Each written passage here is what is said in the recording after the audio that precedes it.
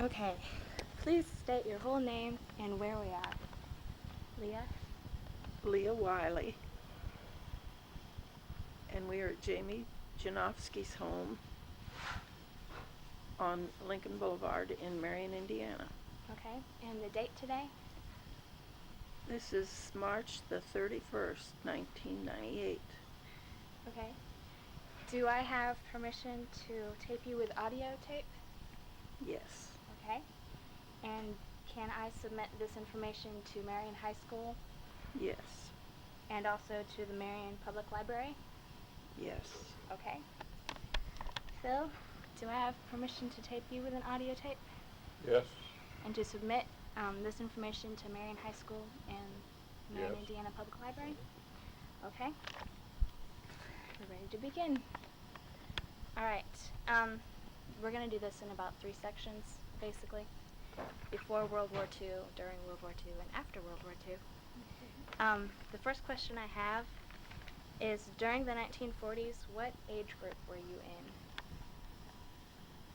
I was 19. 19? Okay, Leah? I was in my 20s. All right. Where did you live in Marion? I lived on West 1st Street. I lived on West 2nd and F. All right. Before World War II, what family did you live with? I roomed with some other girls Okay. on West 1st Street. All right. I lived with my mother. Okay. What was a typical day like in your family or with people you lived with in the 1940s? Leah? I worked at the First National Bank in Marion, and before the war, and just generally had a good time and worked, and that was pretty much it. Okay. Bill? I was a machinist, tool and die making, in training from tool and die making at Wiley and Lett, Persian boots. All right. So you worked at a bank and you worked at a machine place. I was in the service. Right. Okay. Can you describe a typical family gathering to me? Or any special memories that you have? My parents did not live in Marion, so I didn't have family gatherings other than I had a brother up around in Santa Fe, Indiana, and I would go up there for family dinners and this type thing. Okay. Phil? We did that even after we were married. There up at Starkville, Ohio, to her brother. But my mother worked. She was night supervisor at the hospital. She worked 12 hours each night, and there was 5 boys and 1 girl. But we didn't have too much in the way of family gatherings or anything. Mother working all the time. Okay. What were your hobbies during this time? A little earlier, I used to roller skate at Idlewild Roller Rink. I was at Idlewild Roller Rink the day it opened. Oh, and wow. Skated for, quite a lot. That was pretty much, I guess, the recreation around that time. And used to go, then we used to go to the show a lot. So is that the movie theaters? Yes. Okay. Mhm. I used to play a lot of ball, softball, hardball, and a lot of bowling. Did a lot of bowling. Did you play for the school or just on your own? No, just independent. That's fun. Let's see. With whom did you spend most of your time? With friends or family? Friends. Friends. Max Morgan and I was real good friends, and we used to be together an awful lot. Okay. Play ball. I lived with another girl, and we used to skate, and I think that was pretty much it for some time. Okay, That was in the 40s anyhow. Okay. Back to the movies. Where were they at? Were they at We had 4 theaters in Marion. The Indiana Theater, and the Paramount Theater, the Lyric Theater, and the other one was called Lunalite. the Lunalite. Cool. So they were just all around Marion, right? Yeah, Most of them right uptown. right uptown. Okay. Hmm. Let's see. Were you involved in any organizations? I belonged to the Sigma Phi Gamma sorority. And what did they do? Well, it was pretty much a philanthropic organization, and I guess that's pretty much it. I don't think I belonged to any other organizations that I can remember. Okay. Phil? I didn't belong to any organizations. Okay. Did you go to church, and were you involved with that? Not At during all? that time. I didn't go to church, no. No, I didn't go to church either. Okay. Let's see. Do you remember any important or unusual events that took place in the early 40s in Grant County? In Grant County? Or Well, that was in 1941 was the year that Pearl Harbor was bombed. And that changed everything pretty much in Grant County, I think. okay. What were your feelings that day when you heard all that? Well, with me, I had a brother at Pearl Harbor when it was bombed. And we didn't hear from him for some time afterwards. My mother, who lived in another state, finally heard from him. And it was kind of an upsetting time during that time. And then at that time, I guess Phil can tell that, but they started the drafting of all the young men. I think 18 and older. They all had to sign up for the draft. And some of them were drafted, but others went ahead and signed up for what they chose. And I'll let him tell about that. Okay. Phil? It was kind of a weird feeling knowing that he was going to have to go to service and get involved in war. And I didn't want to go in the Army, so I enlisted and went in the Navy. And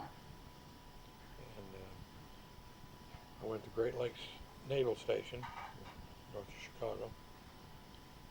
4 weeks training without a uniform. Wow. Didn't have uniforms back in those days because they had called in so many boys at that time they just didn't have enough uniforms to go around.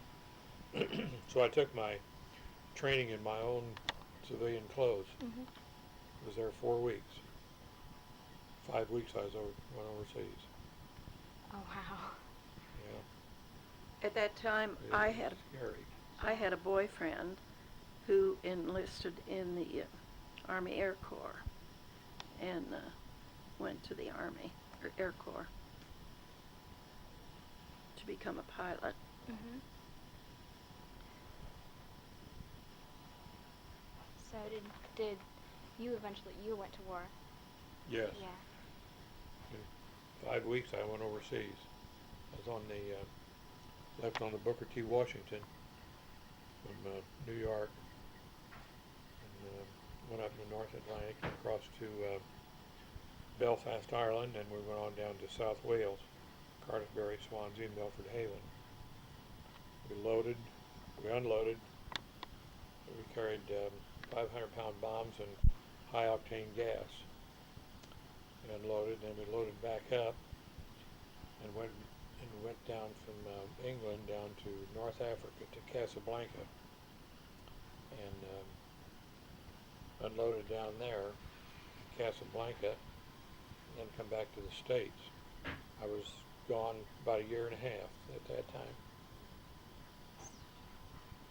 My boyfriend was Dale Truman, and we were married in February of 1943, and he was killed in July of 1943. He flew a B-24 bomber. So everything around Marion changed at that time. We used to look at the papers, and the first thing we'd look at was for the missing in action or killed in action. That was in the daily papers here. And a lot of things changed. We had, during the war, we had rationing. Gasoline was rationed, sugar was rationed, and we couldn't buy things like hose, and it was just different. Things were hard to get at that time. Okay. Let's see. Did the women's roles change when the war started? When most of the men were off? Mm-hmm. Of course, at that time, they was taking all the young men, and putting them in the service. Mm-hmm. And of course, women was put in the factories then, and did the job that men were doing in factories at that time. And even around the shipyards and everything, they were women welders and everything instead of men. So they basically took over. Yeah, they basically took over things. young people's jobs, and it was quite an experience, back in those days, knowing that women, were taking your place. Yeah. They used to have what they called Rosie the Riveter. Yeah. What was she? That was just a kind of a slogan type. Yeah. We used to something wonder for all the gals that worked in the factories. Oh wow. We used to wonder though on the ship.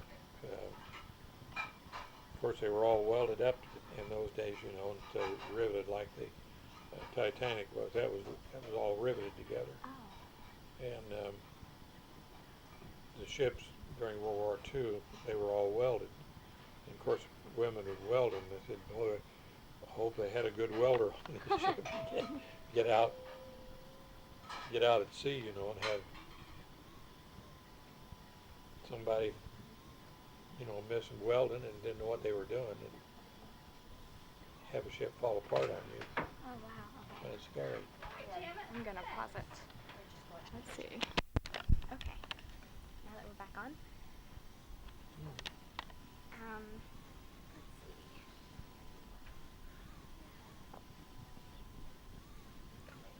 I might tell you, Jamie, that when we wound hose, we didn't have nylon sand like we do now. We had silk hose or rayon, and we used to have to stand in line downtown at the store to buy hosiery. Oh wow. So was that the only type of clothing that was rationed? Pretty much, I think. I don't. Of course, we didn't have a lot of money back then, and so I don't recall anything other than that was hard to get, other than that they didn't have silk hose and that type thing. Cigarettes, candy, sugar, and things like that were all rationed. We were even rationed on the ship. We could only get so many cigarettes or so much candy and stuff like that. It had to be limited also. A lot of times when we were out at sea, we'd be gone maybe for weeks at a time without getting back in port, and we would have to be careful, that how much food we'd use, or candy and cigarettes and stuff like that, because we could only carry so much. I usually give my candy to Steph. We had a little 12-year-old boy at Palermo, Sicily. That was our home port, and I used to save my candy up and give it to him. he'd take us around different places to show us different things around the island in Sicily, and take us home with him every once in a while. Oh, neat. Talk to his mother. It was nice. Okay. Let's see. How did you cope with being gone so long for that year and a half? Well, it wasn't easy at times, although you'd get homesick and you'd want to see somebody, you know. But things were different back in those days. I mean, the fellows on the ship that you were with were that was your family in those days. Right. And we did have on the first ship I was on the Booker T. Washington cargo ship. They were a real nice bunch of fellas, and we got along wonderful. And the Merchant Marine was on there. They were all colored, but they were a wonderful bunch of fellas. And before we went on the ship, we were called into a certain office, and they explained to us, you know, that we were going on the Booker T. Washington. If we didn't want to go on it, why, we didn't have to. But they called I believe it was 21 men. We'd go in and we had man the guns on the ship. And they told us if we didn't want to go on with the colored merchant fellas, why, we didn't have to. There wasn't a one turned it down. We all went on. Wow. And had a colored captain, the maids, the whole Merchant Marine was all colored. The only one there was in the merchant fleet at that time. Cool. He was the first one. Wow. We had a wonderful time on it. I mean, as far as, Yeah. you know, getting along together and everything. Right. It was real nice. That's nice. It was rough. Mm-hmm. Did you write letters and things back home to your mom and your Well, family? yeah, of course, you'd write them and you couldn't send them till you got in port. Okay. And a lot of times we'd be out for weeks at a time. And of course they'd censor all your letters and everything. And They You marked could. things out with black. they'd cut your letter off. Oh, wow. And you couldn't tell them where you was at, what you were doing, or anything. The only thing you could say is, "I'm fine," and that was about it. All they You knew couldn't even was- tell where you was at. Wow. So all they knew was that you were alive. Yeah, just let them know, that everything was fine. You were well. And that was about the extent of it. Wow. I can never imagine that. Yeah. Do you have anything else that you want to say about the war? I was on that merchant ship, and then after I come back, the States, I was transferred then over to the amphibious fleet, and I went down to Galveston, Texas. We picked up a brand new LCI, that's Landing Craft Infantry, and went back over the seas on that, and we were over the Mediterranean. And went up through Sicily and Italy, Island of Elba, and Corsica, invasion of southern France. And that time when we were coming back by the war ended, so I got out a short time later. That's good. Leah, do you have anything you want to say? Well, after my husband was killed, I came back to Marion, and my parents moved back to Marion, and we moved in together then until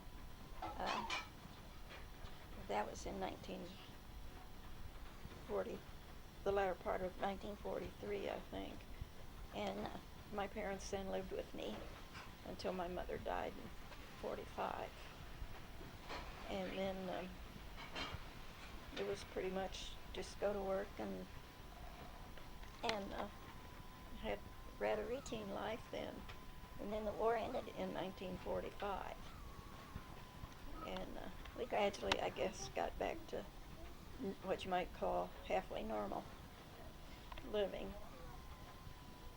And then I met Phil in 1949.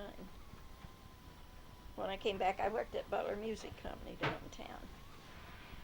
And I met Phil in 1947. Right? Yeah. And we were married in 1949. I guess. We got out of service. They didn't save our jobs for us like they do nowadays. You got out of service, you were on your own. And jobs were hard to find. And I heard that there was a opening on the fire department. So I went on the fire department. And I was on there I was getting ready to start my 7th year when I retired. Okay. So after the war was over, when you heard it, what feelings were going through your minds and the people around you? Obviously, you Well, were it was happy. it was really a happy day. Right. And I had mixed reactions. Glad to see the war over, but I had lost a husband and a brother-in-law in the war. And so it was rather difficult time for in that area.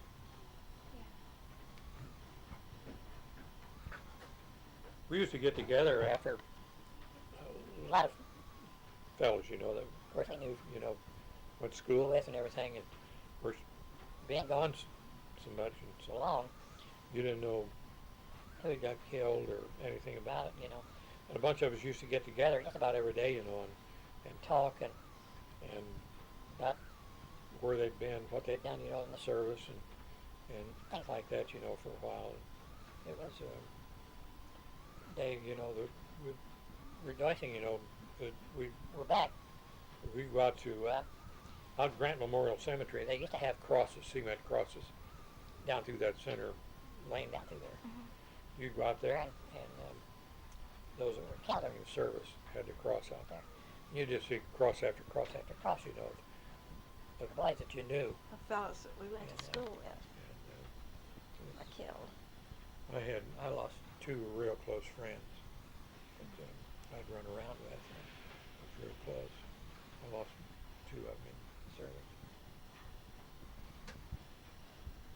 So things got back to normal, but they weren't near as normal as what you knew Yeah. before. That's right. No, everything was changed pretty much. Yeah.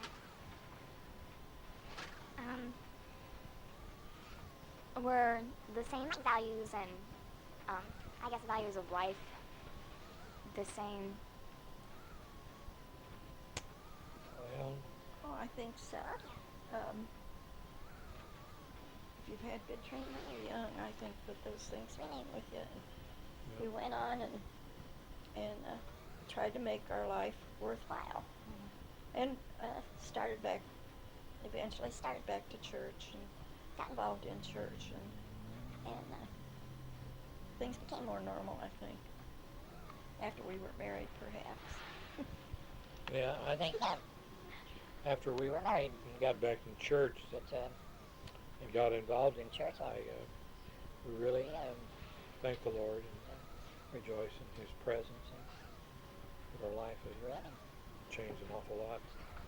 It was before we were married. Let's see. Did women keep the same jobs they had during the war, or did they go back to their old jobs? Or? Biggest part of them kept them. So then, if they were the industrial people, what did the men do? That's pretty much when the women that work in the factories nowadays, it's just a carry on from that time, I think. Yeah. That's why you see. However, I worked at the Delta Electric Company. I was 17, 18, I think, and 19 till before I went to the bank. I forgot to tell you that. The Delta Electric Company. What'd you do there? Well, I had different jobs, but I started out as an inspector, and then I was moved into the office at the Delta. However, that was before I went to the First National. Oh. I forgot to mention that. That's all right. My uncle had the machine tool, and I shot down first in Boots. And I was living with my grandparents at the time, northeast of town, and he wanted to get started in tool die making. So he gave me a job, and I started out sweeping floors at WWII when I was 16 years old. That's how I got started in machine work, being a machinist. Okay. What, I guess, memories do you have of life after the war? What other things happened? After the war, Yeah. one of the girls that I lived with, she and I went to California. I lived in California for a year with her. And she was married, and then I came back to Marion and lived here then until I met Phil and we were married. Did any special things happen? You didn't know your name? I'm sorry, Jamie, I can't hear what you said. That's fine.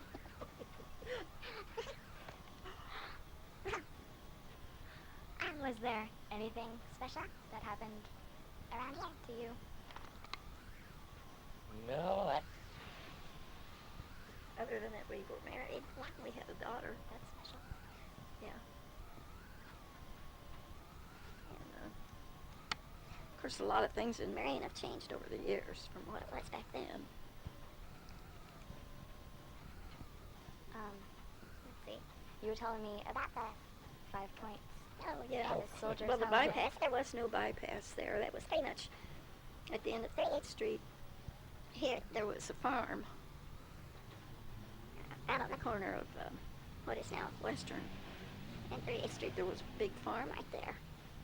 And then as we went north, there wasn't too much there but a country road.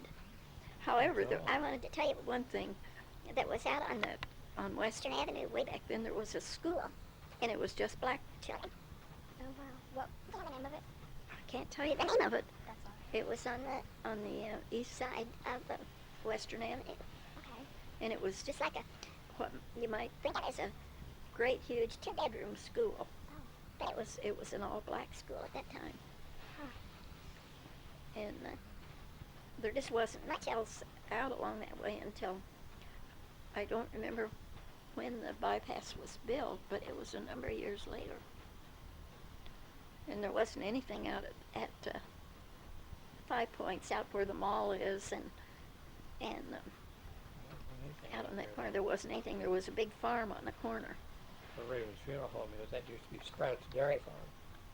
And where the funeral home is right now, their home was set right there. Oh. And they had a big dairy farm, of course, with a big barn there. Mm-hmm. And Bob and Paul, the two boys, they're still around town. So was Marion mostly made of farms, or was there? Around, yeah, farmland all the way around it. Mm-hmm. I can remember when my mother was a night supervisor at the hospital. There was a nursing home right in back of the hospital that nurses could stay in. And she lived in a nursing home, and about every Sunday, Granddad would bring us in to see Mother. And her room faced the west. And at that time, Jeffries Avenue and Euclid was all farmland. There was a dairy farm. That was all dairy country in there at that time. Wow. And Then later on, I think they then later put a the golf course. There was a golf course in there. And of course it So changed it's all then. changed. Yeah. Built houses in there then. Oh, wow. You said that McCullough used to be an elementary school Mhm. also? McCullough, from kindergarten through the 9th grade. At that time, junior high was 8th, 9th, and 10th. And I went there from the 4th grade through the 8th. And then my parents, my dad pastored a church in Jonesboro for a year, and then we moved back to Marion. And I went to Marion High School, and he pastored Nelson Street Wesleyan Church while I was in high school. And then at that time, I went to Marion College for a year. That was pretty hard times back there, and we couldn't just go to college very easily. But they only had 4 buildings. There was the administration building, and Teeter Hall, and a gymnasium, and a boys' dorm, which was a big old brick home. That was all that was at the college at that time. So the boys stayed on campus, but the girls didn't? The girls had Marion too. Oh. I thought that'd be interesting.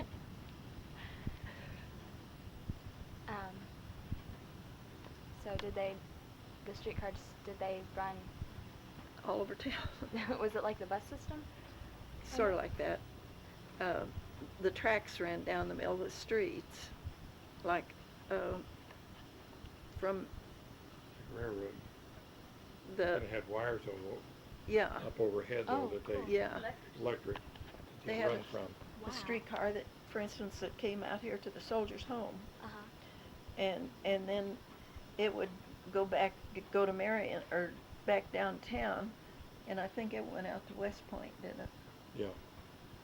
Out to, we didn't, Bucktown. Bucktown, we called it Bucktown Bucktown at that those days. time. That was out 9th Street, Okay. and the streetcar ran out there. And then there would be a car from, a streetcar go from the college, and then you'd go down and go around the square and out to North Marion on the same car. Or if you were going to a different part of town, then you'd have to get a transfer and changed.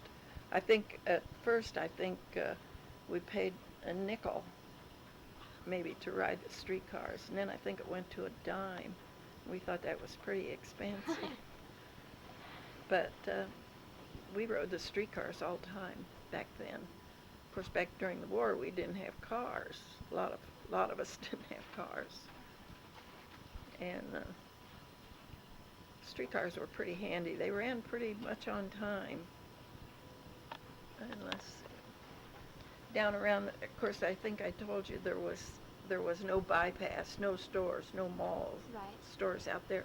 All the stores were around the square downtown. And of course, people went downtown to do all their shopping. And I thought one interesting thing was there was a Western Union. Back that time, we sent telegrams.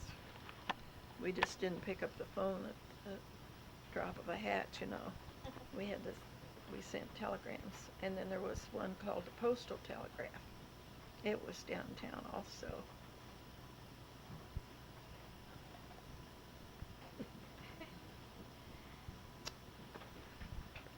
You've seen Oh. where the cafeteria, Marion Cafeteria is now, you know, they're building it up. Mm-hmm. Did you see on the side of that Bob Wilson's? Yeah. I remember when that was a Barney's Cafe. Oh, the cool. cafeteria, and then used to be kind of a market in there.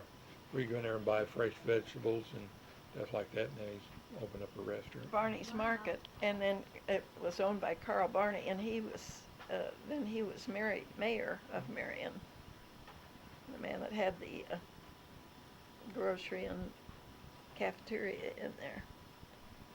Wow, that's neat. Another thing, I thought the streetcar went clear out to the park, and we used to have a swimming pool out at Motter Park, and then there was a swimming pool at Idlewild skating rink Wow. also. So that was of course, a lot of the recreation in the summertime was Mhm. going swimming. Wow.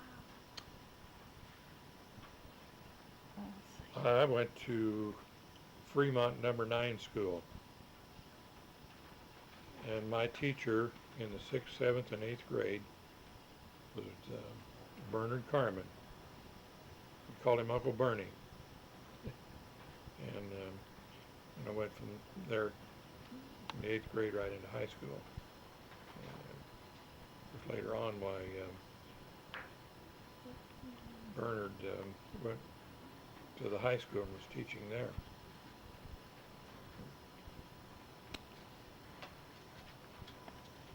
And the high school was up on Nelson Street. I think we told you that, didn't Yeah. we? Where Hilltop Where was. Hilltop was? Yeah. Is? Mm-hmm. Okay. Let's see. Where the VA is now. That used to be the Soldiers' Home? Soldiers' Home. Soldiers Home. And it had pretty much World War I veterans. But yeah, back in those days, so after World War II. Was kind of a sad place to go at that time. You'd go back and all those, like, they had big screening porches. I don't know if they do now, but those soldiers would be out there. And it was kind of a sad place to go.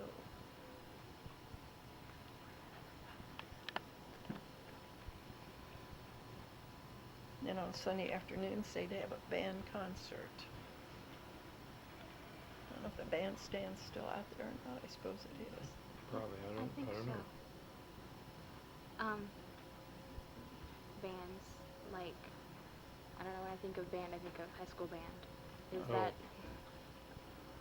A lot of times they would. They'd have different individuals, you know, around town would have their own individual band, you know, and stuff, and they'd go out and just get a group together, you know, and play a lot of times. And, it'd vary from the marching bands to, well, the jazz bands and stuff like that. Kind of give a variety. mm-hmm. We used to go out there and play ball in the summertime, and in the wintertime we'd go to the gym and play basketball for them. And a lot of the patients would just love for you to come out, you know, and entertain them, you know, playing ball and stuff like that. They enjoyed that. I think I told you during the war, a lot of the girls, of course there weren't many fellows around here, but the girls used to go out to the VA and entertain and they had dances out there and for the entertain for the soldiers.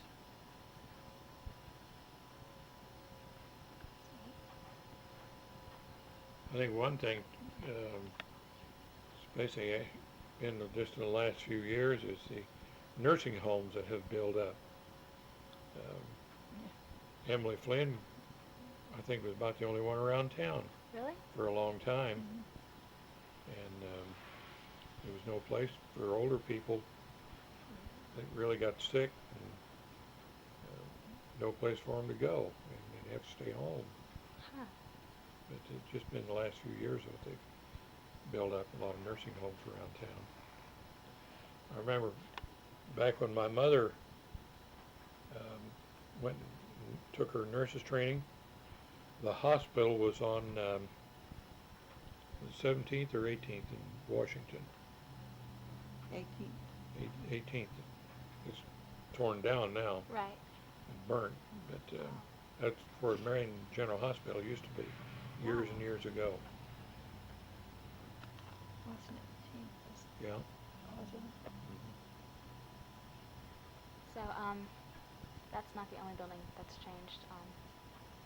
Oh you no. said- There's so much that's happened downtown, the way of buildings and the like. When I was on the fire department, we used to have a two-story building where the central station is now. It used to be a wooden structure. And of course you'd work 24 on and 24 off in those days. And you'd have to stay there overnight. And had our beds upstairs. They had a brass pole, and if you'd have a call at night, you'd slide down this brass pole from the second story down. And all the old fire trucks back in those days, the only thing they had was a windshield on them. That's all. You drove Wow. from the right-hand side. Great big wheels on them, and you'd have to really fight them down the street, Oh, yeah. because the streetcar tracks are right in the center, Uh-huh. and no power steering or anything. And it was tough driving. Man. Back then Washington Street from downtown clear out to the college used to be a beautiful street. Had beautiful homes, great, huge, beautiful trees, and it was, So was Adam Street. well, Adams Street was too. Well, Yeah, as far yeah. as that goes, they all were. Yeah. No, except Washington Street had big, beautiful Beautiful homes homes. on it. And the other streets were nice, well-kept streets.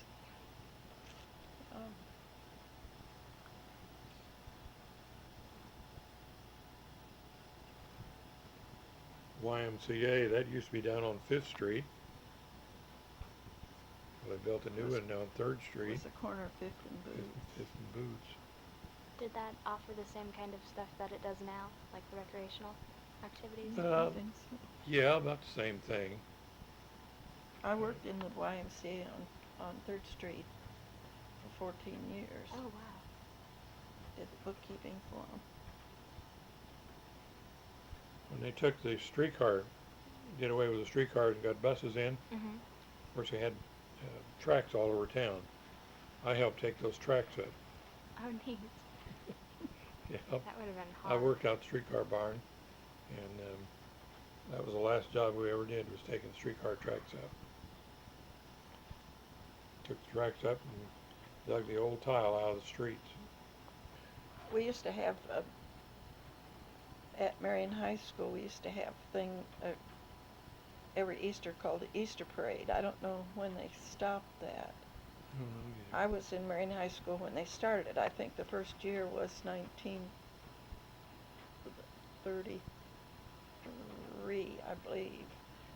We used to, the whole school would vote on an Easter queen. And then we had a big Easter parade, I think they called it, at the Coliseum downtown. That was quite an event in Marion High School then. Wow. Mm-hmm. Marion High School used to play all their basketball games at Coliseum years ago. I remember when the Coliseum was built. When was that? I can't tell you. I can't tell you when but we lived in Marion at that time. I have a picture. We used to go to Coliseum when I was on the fire department for training. They'd put a ladder up inside the Coliseum through the roof. You'd have to carry a ladder up that ladder on your shoulder and put it on the roof. Wow. That's great. I have a picture of myself carrying that ladder up there. I'd like to see it. I have a picture of him in one of the big fire trucks too. And we got, of course, you couldn't get fire trucks or any equipment, during the war, and they'd just have to build up and build up and build up, the old fire trucks.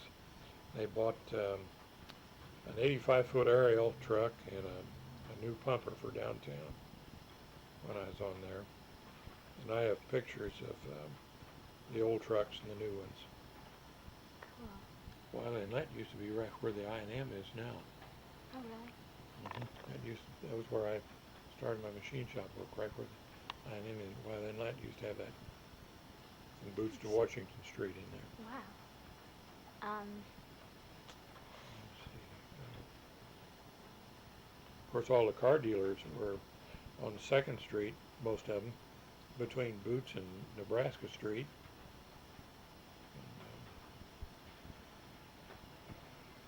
And, biggest part of them were. Of course, Hollingsworth had the Hudson and Studebaker place on South Washington Street. All the rest, and of course, Howard, they built the place down on 7th Street there. Right in Plymouth Place. You were talking about the Easter parade at the high school. Mm-hmm. Were there any other celebrations that happened at the high school or in Marion? Did you go to the park for fireworks like we do now? Didn't go to the park, I don't think, except to swim. They didn't have fireworks, I citywide, don't know when like they do started now. fireworks. City. I don't know when they just started been- those. But the Coliseum was pretty much basketball games and and then the Easter parade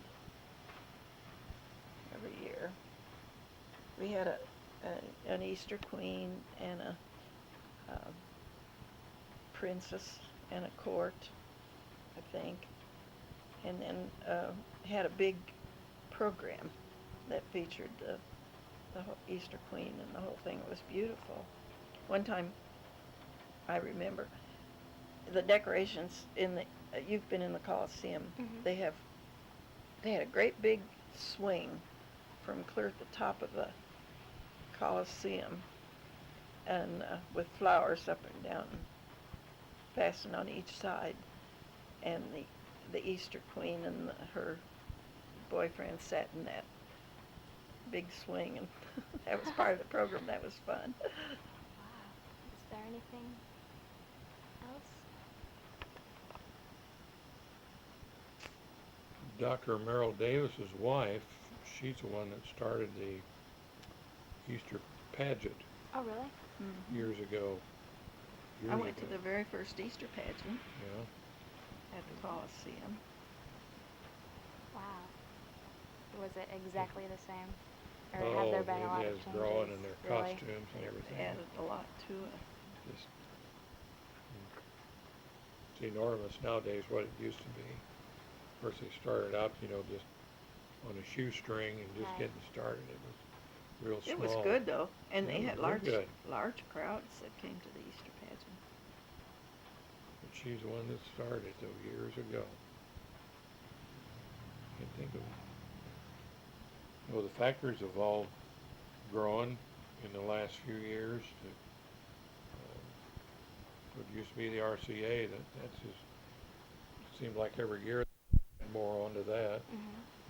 Foster Forbes is the same way. And of course, General Motors, a tremendous asset to the city of Marion when they come in. Right. And a lot of your factories is just growing around town, where they were real small at one time and growing. I think, this is my own personal opinion, but when Fisher Body came to Marion, that really changed the, I'd say homey, maybe family atmosphere we had in Marion at the time, because there were so many strange people came here, Right. and it was just different, don't you think? Yeah. Which had helped the economy in Marion a great deal.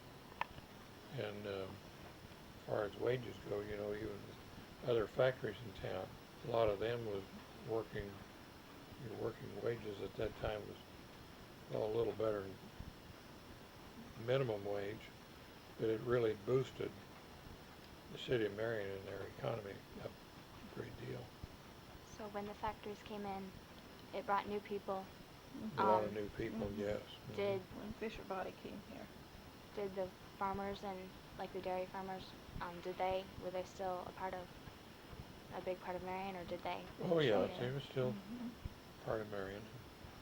When I started to work at the Delta Electric, I made 26 cents an hour, which wasn't all that much at that time.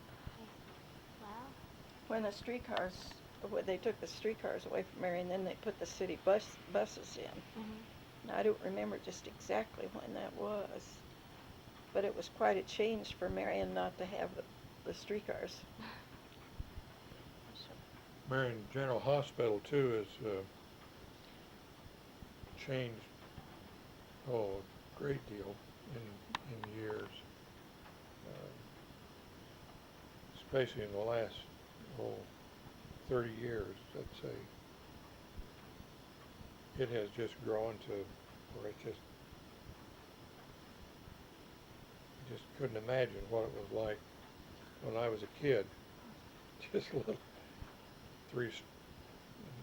had 3 floors, and that was about it. But they've just added to and added to, and tremendous asset to the city of Marion. and have all the doctors around town that we have. Used to be, there at the dam, Mhm. the old mill, we used to bring our wheat and grain in there, and they'd grind it for us. And when I was a kid, the dam there used to be wooden. Oh, wow. It used to be a wooden dam in there, and of course it didn't have the floodgate or anything in there at Right. that time. But then they built the cement dam in there, and then later on I think that later on they put the floodgate in there.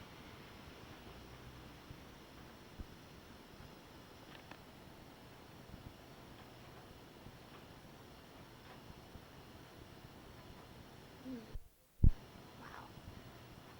One of the amazing things, I think, is how the downtown area of Marion has changed since back in the 40s and 50s. It's just, it used to be the center and the hub of things, and now it's not quite that way. Right. So it had all the shopping and the. Yeah, all the shopping. Mm-hmm. Everybody go to town on Saturday nights. Really? Oh, it used to be that way, yeah. Yeah, go up. That was the big thing on Saturday night, town and walk around the square. Oh, wow. Get a nickel Coke. They had a place on the corner of 4th and Washington Street, and it was called the New York Candy Kitchen. And they had delicious ice cream and candy in there, but we'd go in there and get a Coke. That's And then Yeah. there was a drugstore. It was called Groom's. It was Groom's Drugstore. It was on the south side of the square, and all the kids gathered there. High school kids. That was a gathering point back then for kids. cool. Mhm. Go in there and drink a Coke.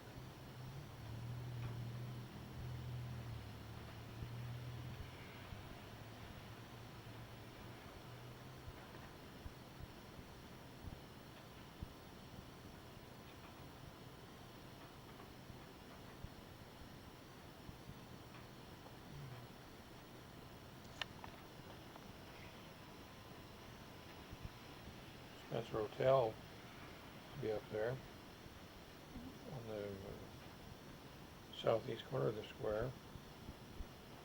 This is just used for the municipal.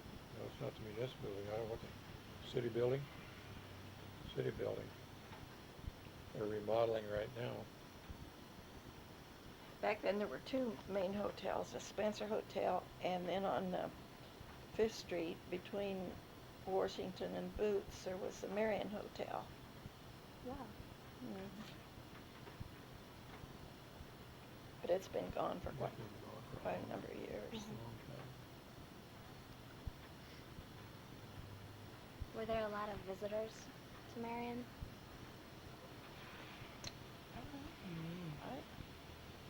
I imagine pretty normal. I don't know whether there were a lot. College, of course, at that time was so much smaller. Right. They didn't have the visitors to Marion College like they have at IWU.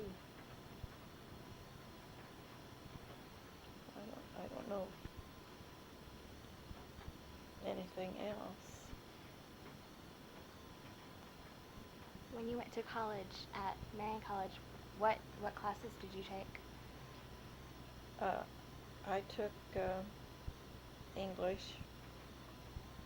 I was going to have my major in music, so I took history and appreciation of music, sight singing, and I took evangelistic piano playing, and French, and recess. Gym. Fun. A Bible. I had Bible. New Testament. I think that's pretty much what I took. And then when I got through that 1 year, that's when I got a job at the Dell Electric Mhm. and went to work. Well, I might tell you that I worked for one of the teachers at Marion College. Oh, really? Frances Stafford, who was the art teacher, and I used to clean her house for 50 cents an hour Wow. to help pay my tuition. I had a small scholarship, but it didn't amount to that much. Okay, that's fine. It's been a good interview. Thank you. I think we're gonna stop. Okay. If you're through. Thank you so much. I hope that wasn't too rambling. Jonesboro High School and Gas City High School and Upland High School and Van Buren. Van Buren High School and Swayze High School and Sweetser High School. Wow. See, we didn't have any of those consolidated schools. And they all used to come to Marion for the basketball tournaments at the Coliseum. Sectional play. Mhm. All them little schools would always come in here and play. It was a lot of fun back in those days, you know. It was, some of them were, of course, they'd come over, you know, wanting to beat Marion. Right. And it was once in a while, too. Really? What was Swayze and Marion played to, how many overtimes one I don't year? know, a whole 6 or bunch. 7? Yeah. I think something like that. And that coach, he still lives out here on Western Avenue, Charles Seidel. Is that right? So these schools, were they the main rivals then around the area? Oh, yeah. Big Yeah. rivals. Big rivals. The county Yeah. schools were. Especially Gas City. Gas City used to have some real good teams over there. In fact, they went to semi-state one year Wow. when they were just Gas City. Cool.